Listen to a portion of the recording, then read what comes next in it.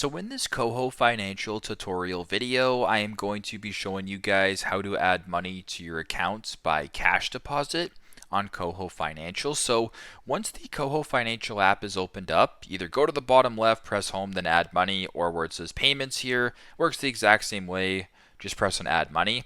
Now once you're on this page right here, four different options. You have e-transfer, debit card, direct deposit, or cash deposit. In this case, you're looking at cash deposit here, so just go ahead and select that. It'll then bring you to this page where you can go ahead and actually get started with the cash deposit here. So with cash deposit, you can deposit any of that loose change you have laying around. Step one is to go to any Canada Post location across Canada. Any of them, that's great.